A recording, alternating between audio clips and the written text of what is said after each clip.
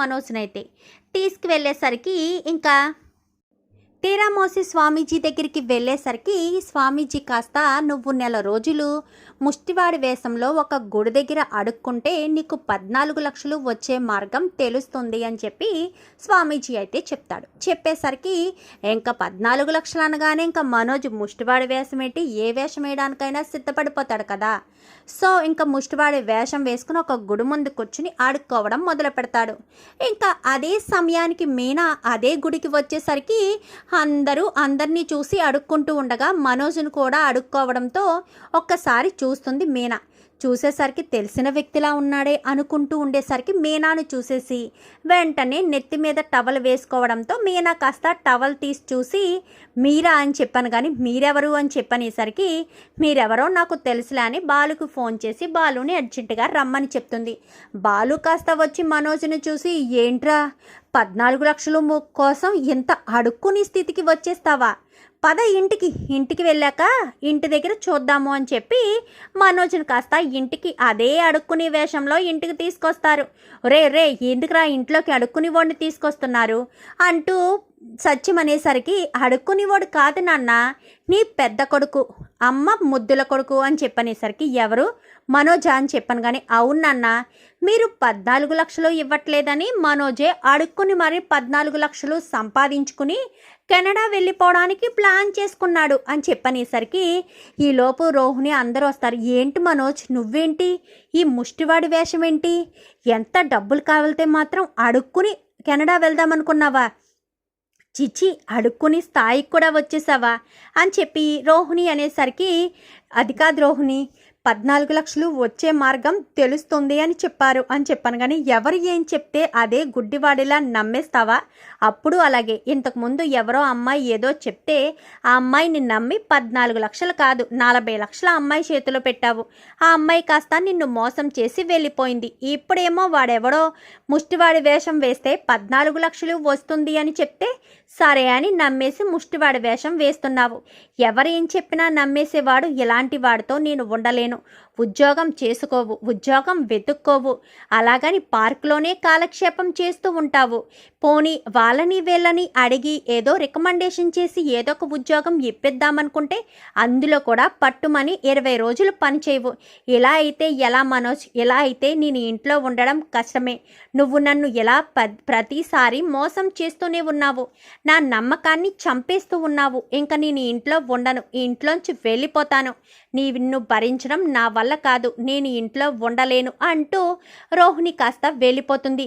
ఏంటమ్మా రోహిణి అలా అంటుంది అని చెప్పాను కానీ నువ్వు చేసిన పనిరా, మరి నీకు ఏ వేషం దొరకలేదేంట్రా, ముష్టివాడు వేషం వేసుకుని అడుక్కుంటున్నావు, 14 లక్షల కోసం ఏదైనా చేసేస్తావా, చెప్పాను కదా 14 లక్షలు ఇవ్వడం కుదరదు, ఇక్కడే ఏదో ఒక జాబ్ చూసుకోమని, కెనడా వెళ్ళాలని అంత పిచ్చేంట్రా, అంత పిచ్చుంటే కష్టపడి సంపాదించాలి, ఎలా ముష్టెత్తుక్కుని ఎన్ని సంవత్సరాలకి కెనడా వెళ్దామనుకుంటున్నావు, నువ్వు ఏం చేస్తున్నావో నీకైనా అర్థమవుతుందా అని చెప్పాను కానీ అదంతా కాదమ్మా ముందు రోహిణి నాపమ్మా అని చెప్పనేసరికి సరే ముందు నువ్వు వెళ్ళి స్నానం చేయి, నేను వెళ్ళి రోహిణితో మాట్లాడతాను అని చెప్పి ప్రభావతి కాస్త రోహిణి గదికి వెళ్తుంది.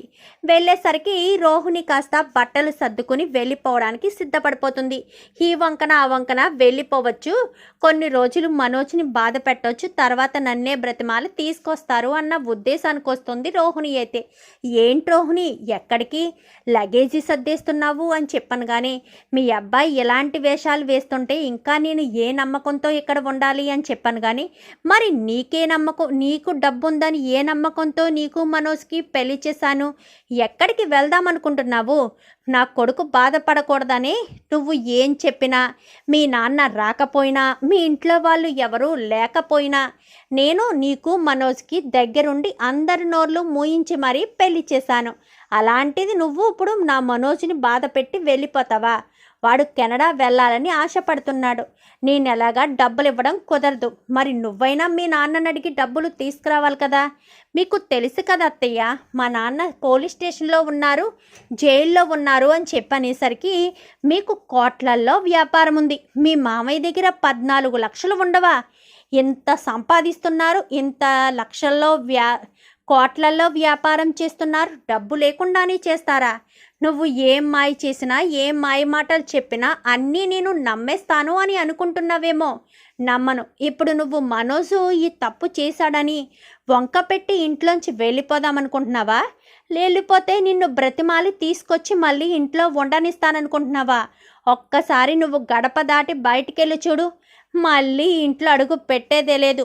శృతి ఇంట్లోంచి వెళ్ళిపోయిందంటే శృతి నీలా అబద్ధాలు చెప్పలేదు, మోసాలు చేయలేదు.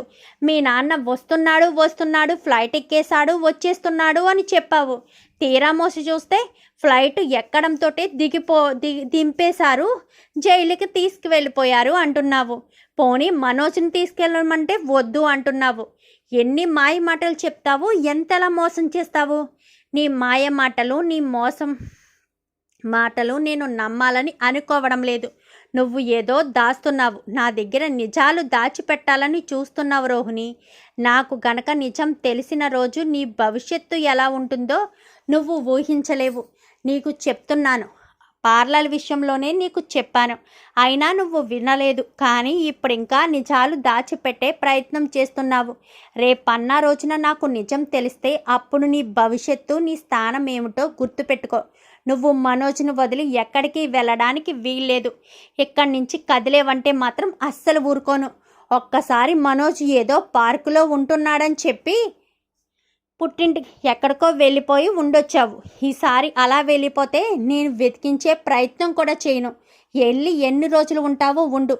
3 నెలలు చూస్తాను. 3 నెలల తర్వాత మనోజు మరో పెళ్ళి చేసేస్తాను. ఈసారి కోటేశ్వరరాలైన కళ్ళ ముందు చూసి వాళ్ళమ్మ నాన్న అందరూ ఉన్న వ్యక్తినే తీసుకొచ్చి పెళ్లి చేస్తాను నా కొడుక్కి.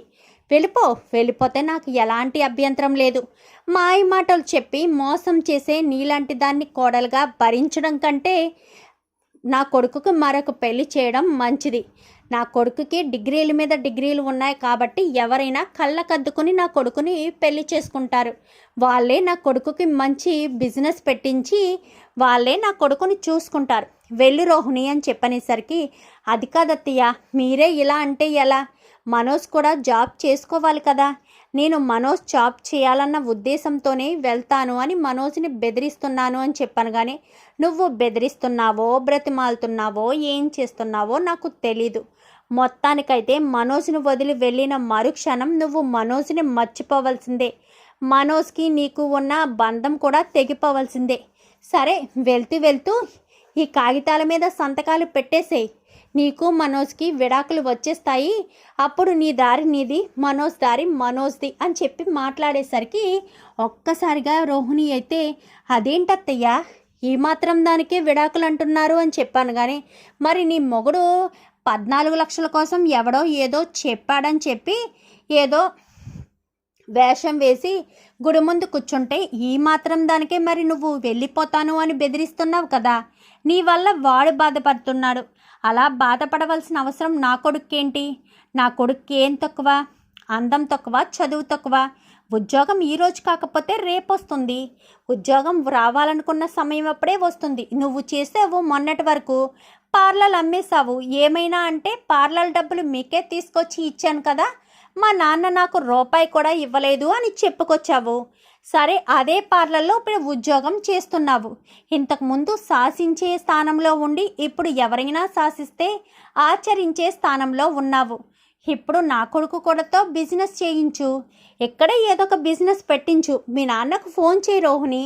ఫోన్ చేసి అకౌంటెంట్కి చెప్పి ఏదో ఒక డబ్బులు ఉంటాయి కదా, మొత్తం సీజ్ చేశారు. అసలు మీ నాన్నకి ఎలిగేషన్ ఎందుకు వచ్చిందో, మీ నాన్నే ఏదైనా తప్పు చేశాడేమో. ఒక్కసారి నువ్వు వెళ్తేనే కదా తెలుస్తుంది. మనోజ్ని తీసుకుని వెళ్ళి అక్కడికి వెళ్తే అప్పుడు ఏంటో ఏదో ఒకటి తెలుస్తుంది. లేదంటే మీ నాన్న జీవితాంతం జైల్లోనే ఉండే అవకాశం కూడా ఉంది కదా అని చెప్పనేసరికి, అది కాదత్తయ్య, ఇప్పుడు నేను ఎక్కడికని వెళ్ళాలి? మా నాన్న జైల్లో ఉన్నారు అని చెప్పాను. కానీ ఎక్కడికి వెళ్తావు? జైలుకే వెళ్ళు. జైలుకే వెళ్తే మీ ఇల్లు ఉంటుంది కదా, మీ ఇంటికి వెళ్ళొచ్చు కదా. మీ పిన్ని వాళ్ళు కూడా ఉంటారు, వాళ్ళ ఇంటికి వెళ్ళలేవా ఏంటి? వెళ్ళి మీ నాన్న ప్రాబ్లంలో ఉన్నాడు కాబట్టి బయటికి తీసుకురా. తీసుకొస్తేనే కదా అంతా మంచి జరుగుతుంది అని చెప్పనేసరికి అది కాదు అత్తయ్య అని చెప్పాను, కానీ నువ్వు ఏం చేస్తావో తెలీదు. మనోజ్ను వదిలి వెళ్ళిపోవాలన్న ఆలోచన నీకున్నా, వదిలేసి వెళ్దామో అనుకున్నా నీ ఇష్టం రోహిణి, నేను వద్దనను. విడాకుల కాగితాల మీద సంతకాలు పెట్టి వెళ్ళిపో నా కొడుకు జీవితంలోంచి. నా కొడుకు హ్యాపీగా సంతోషంగా మరొక పెళ్లి చేసి వాడు మంచి భవిష్యత్తును ఏర్పాటు చేస్తాను అంటూ ప్రభావతి కాస్త రోహిణికి వార్నింగ్ ఇచ్చేసరికి రోహిణి ఇంకా ఏం మాట్లాడకుండా చప్పటి తాంబేలా సైలెంట్గా ఉండి ఇంకా ఎక్కడికి వెళ్లకుండా ఇంట్లోనే ఉంటుంది. మరి ఇప్పుడు మనోజ్కి 14 లక్షలు ఎలా వస్తాయి? కెనడా వెళ్ళాలన్న మనోజ్ ఆశ నెరవేరుతుందా, లేక ఆశని చంపేసుకుంటాడా, లేక ఇంకేదైనా తప్పుడు పని చేయడానికి పూనుకుంటాడా? చూద్దాం మరి రాబోయే ఎపిసోడ్స్లో. మరి ప్రభావతి రోహిణికి ఇంకెలా చుక్కలు చూపిస్తుందో, రోహిణి నిజ స్వరూపం ఎప్పుడు బయటపడుతుందో. వీడియో నచ్చితే లైక్ చేయండి, ఛానల్ని సబ్స్క్రైబ్ చేసుకోండి, పక్కనే ఉన్న బెల్ సింబల్లో ఆల్ పై క్లిక్ చేయండి. ఇలా చేయడం వల్ల అందరికంటే ముందుగా చూడవచ్చు.